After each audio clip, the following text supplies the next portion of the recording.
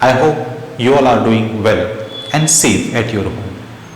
Over the past 4 weeks, we have running a series of lectures on medicinal plants aimed at helping our students during the COVID-19 outbreak.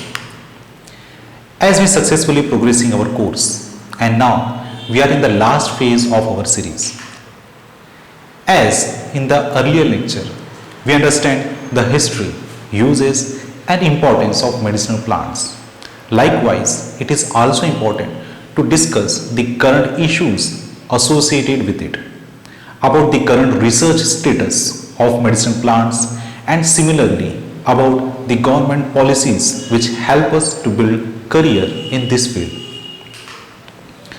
So that's why today in this lecture we are going to discuss very important aspects, and that is the current issues and research associated with the medicinal plants. This topic is a vast one. Hence, we will discuss it in two parts. First, we will talk about the current issues, and then we will discuss the current researches associated with the medicinal plants. Let's start with the current issues associated with the medicinal plants. The medicinal plants are the plants that have the presence of various bioactive compounds which have direct or indirect uses in the treatment of various human diseases, and that work on the human body in exactly the same way as pharmaceutical drugs do. From the ancient time, human civilization has been exploring and using various plant and plant products to cure the deadly diseases. Before the introduction of chemical medicines, man relied on healing properties of medicinal plants. Some people value these plants due to the ancient belief which says plants are created to supply man with food, medical treatment and other effects. It is thought that about 80% of the 5.2 billion peoples of the world live in the less developed countries, and the World Health Organization estimated that about 80% of these people rely almost exclusively on the traditional medicines for their primary healthcare needs. Medicinal plants are the backbone of traditional medicine, which means more than 3.3 billion peoples in the less developed countries utilize medicinal plants as a regular basis. This relationship between the plants and man has grown, and many plants came to be used as medicines. The growth of knowledge to cure diseases continued at an accelerating pace, and a number of new plant-derived drugs increased likewise. Nature has bestowed our country with an enormous wealth of medicinal plants. Therefore, India has often been referred as the medicinal garden of the world. In the present context, the traditional system of medicine is widely accepted and practiced by people worldwide.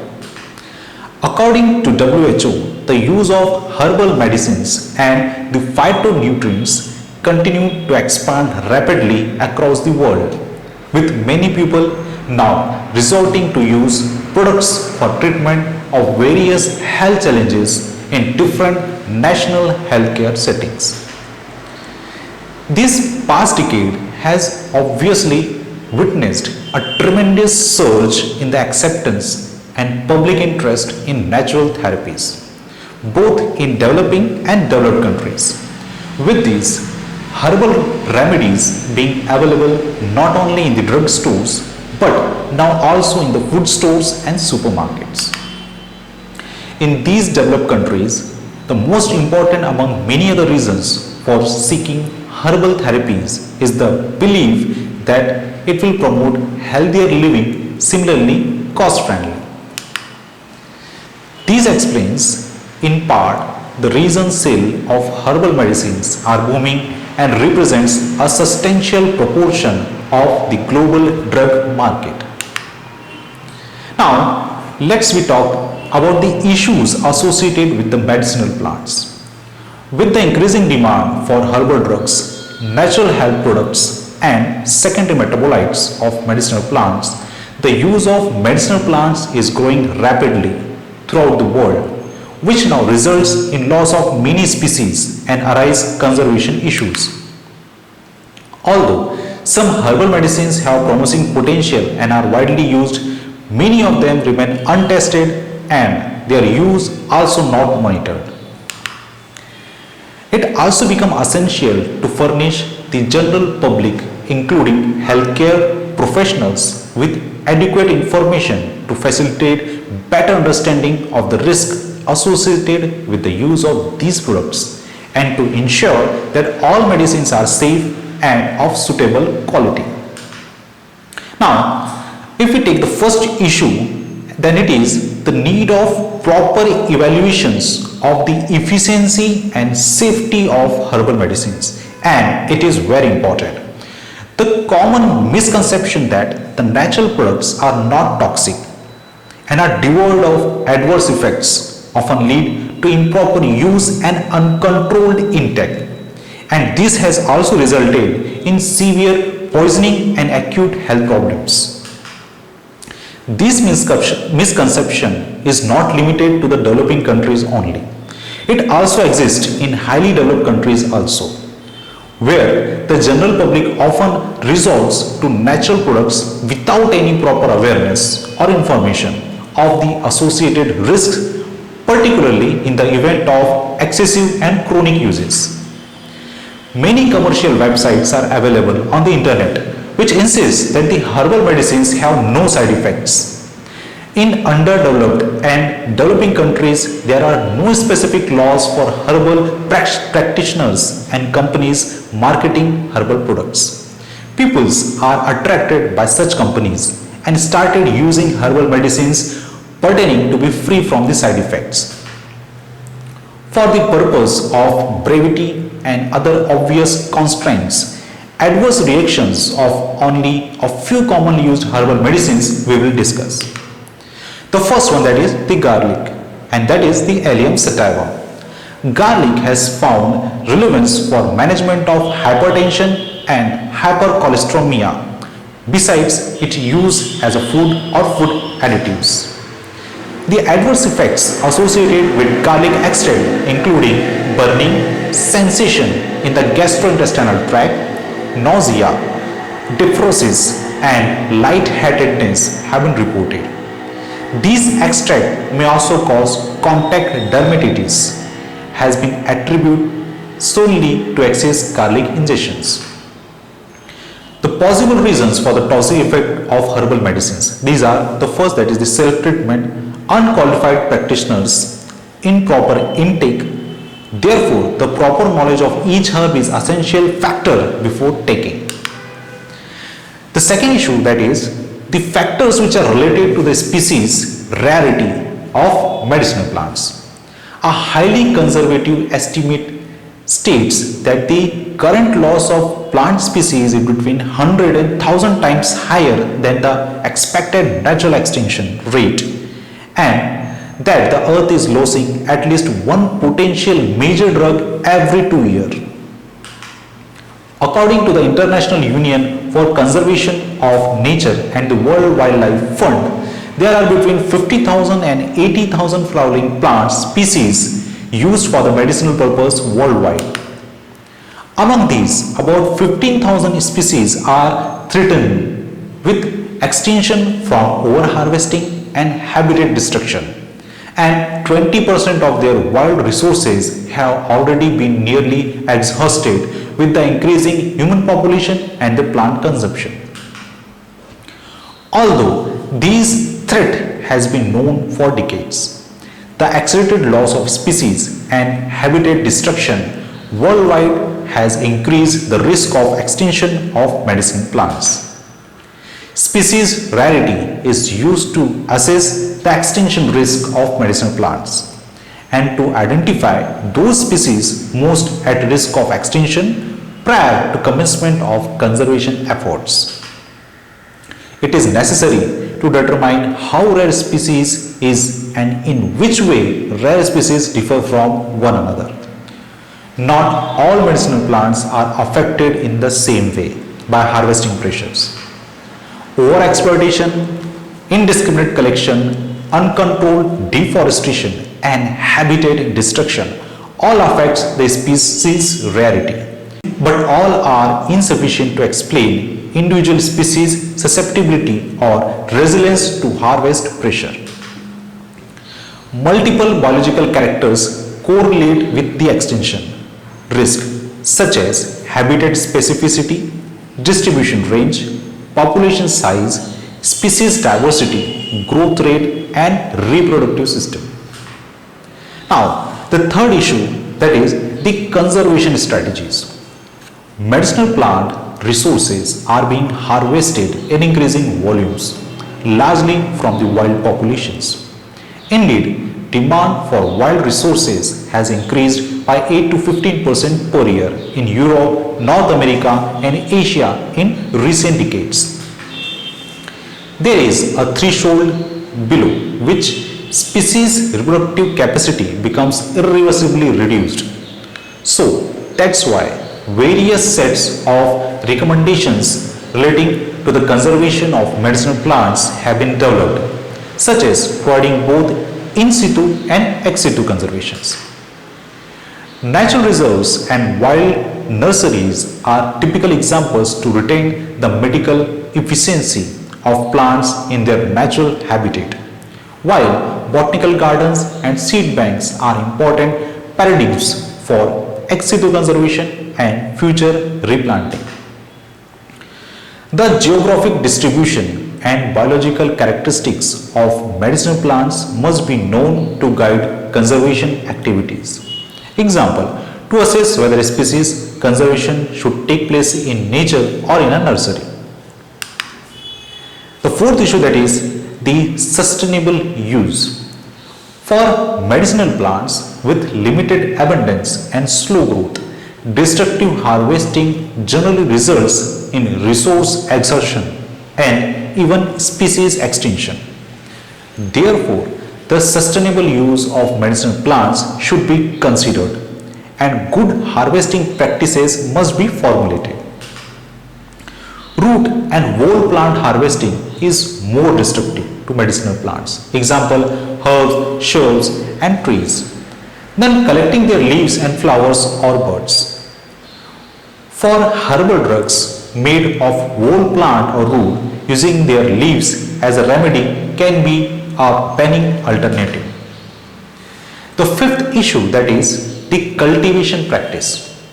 Although wild harvested resources of medicinal plants are widely considered more efficacious than those that are cultivated, cultivation under controlled growth conditions can improve the yield of active compounds, which are almost invariably secondary metabolites, and ensures production stability.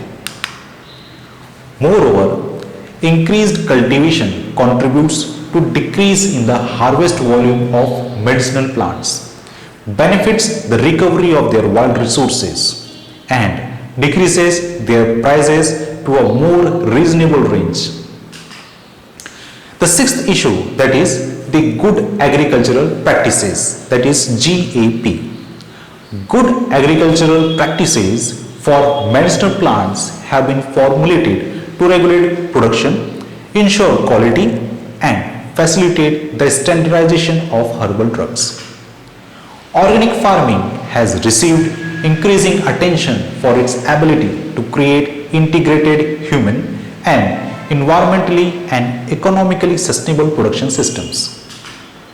The use of organic fertilizers continuously supplies soil nutrients and improves soil stability, significantly affecting the growth of medicinal plants and the biosynthesis of essential substances. Organic farming of medicinal plants is becoming increasingly important in the long-term development and susceptibility of medicinal plants. Now, the second part, and that is the current researches associated with the medicinal plants. In India, more than 70% of the population uses herbal drugs for their health. There is a vast experience based evidence for many of these drugs. A large number of academic, industrial, and government institutes are conducting research on medicinal plants in India. The Council of Scientific and Industrial Research, that is the CSIR, in India has initiated sizable and meaningful efforts for the development of herbal-based formulations for diabetes, arthritis, and hepatitis by a national network program. The industry, the academia, and the government research laboratories work in close collaborations. Following table provide a short list of some of the eminent institutes which are active in research on medicinal plants, followed by the links of the website. Worldwide research were carried out in many aspects to increase the use of herbal medicinal plant instead of harmful drugs. In India, there are many government projects and policies were running for the beneficial use of medicinal plants to mankind with sustainable uses. Some of their links are listed here. The first one, that is the National Medicinal Plants Board, that is NMPB. In order to meet the increasing demand of quality medicinal plant material for trade and drug formulation, both in domestic as well as international market, the National Medicinal Plant Board is supporting research and development activities on various aspects of medicinal plants.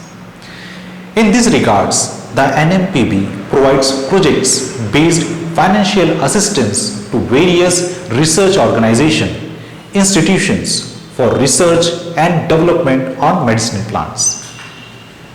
The second one, that is the ICAR, Directorate of Medicinal and Aromatic Plant Research, Anand, Gujarat.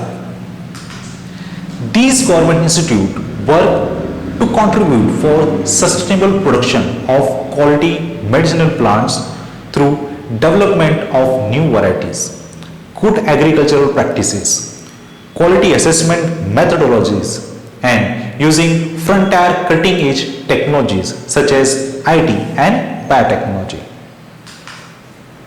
The third one, that is the Central Council for Research in Ayurvedic Science. The Central Council for Research in Ayurvedic Science, that is CCRAS, is an autonomous body of the Ministry of Ayush, Government of India. The research activities of the council include medicinal plant research, that is the medico-ethnobotanical survey, pharmacognosy and tissue culture, drug standardization, pharmacological research, clinical research, literary research and documentation, and tribal healthcare research programs. The fourth one, that is the Central Institute of Medicinal and Aromatic Plants, that is the CIMAP. CSIR, Central Institute of Medical and Aromatic Plants, is a premier multidisciplinary research institute of Council of Scientific and Industrial Research. With its major focus on exploiting the potential of medicinal and aromatic plants by cultivation, bioprospecting, chemical characterization, extraction and formulation of bioactive phytomolecules. So, if we conclude about the current issues and researches associated with the medicinal plants, then we found that the knowledge of traditional medicine practitioners must be encouraged. This could be the way through which some people could exercise their skills broadly. And the major use of medicinal plants for treatment of different disease ranges from simple disease to fatal diseases with a proper knowledge is essential and need to be confirmed through scientific investigation. And lastly, the sustainable use of medicinal plants is essential. In this lecture and in the description box also, I have provided the links of various government organizations which were currently working on the various aspects of medicinal plants. You must go through these links. It will be proved to be very helpful to understand the various projects that had been currently going in this medicinal plant field. So dear learners, in this course we try to aware you about the traditional uses of medicinal plants right from the history to the current world, along with their description and medicinal uses. And not only that, but also about their applications and career opportunities. I hope all the lectures of this course will prove to be beneficial for all of you in your future life. Stay home, stay safe. Thank you.